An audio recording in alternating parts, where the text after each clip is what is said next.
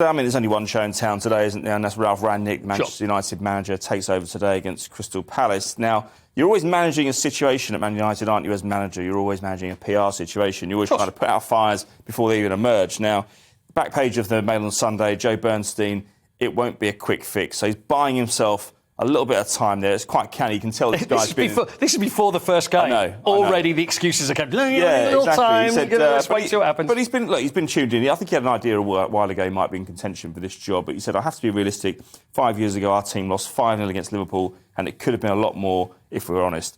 And he admitted that, obviously, ahead of today's game against Crystal Palace. Yeah. And he said he's not going to turn this side into pressing monsters within 3 or 4 weeks. He said that we're unlikely to make that much progress even in the next 6 months. So he's not just looking 3-4 weeks ahead. He's basically saying, look, we're not going to do anything all the time I'm here. I think he's probably banking on the fact that at the end of that time he'll have made sufficient progress to be able to say to the board, look, I think we should stay on a bit longer here. Just as he did at Leipzig, he did an interim period and then said, you know what, the best man for the job to take you forward, here I am, it's me. So, do you think this is what's on his mind? Because he did mention this in the first press conference, and he's saying, well, I'm the whole idea is that I'm here for 6 months and then I'll move upstairs, but should things go well, but of course, once bitten, twice shy when it comes to interim managers, but I think this is a different kettle of fish to Ollie. No, it is. I mean, page 66 and 67 of the Sun, Phil Thomas has done a piece called Manchester United, and this talks about Rangnick wanting to meet with Sir Alex Ferguson to discuss the future.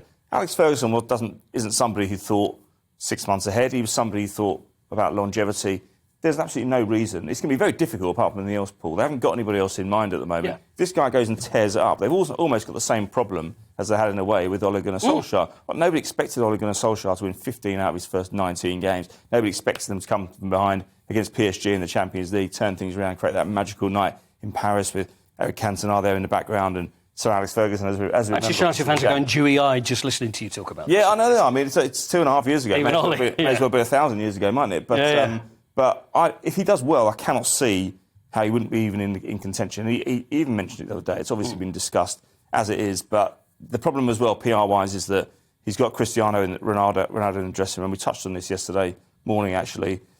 His side isn't a pressing... Well, he wants his side to be a pressing side. It's difficult to do that when you've got 36-year-old Cristiano Ronaldo but you up front. Can't leave Cristiano He's scoring Ronaldo goals out, can you? He's scoring goals. It's the point that Roy Keane made last week after their game when against Chelsea, the 1-1 draw, one of Michael Carrick's last games in charge. It's a good point because he's scoring goals apart from anything else. But Rangnick did make the point at the end of last week in his pre-match press conference. Obviously, that's 48 hours ago now. I doubt much has changed since then. But he said... It's up to the manager to adapt to the players he has. I can't expect the players just to adapt to what I want within a few days. So it's a degree of pragmatism. This is perhaps why they've got a guy with a bit of experience in this time who can maybe do the job. You think back to Chelsea in 2009. They needed a quick fix. Interim boss, Gus Hiddink, got them to FA Cup final, beat Everton.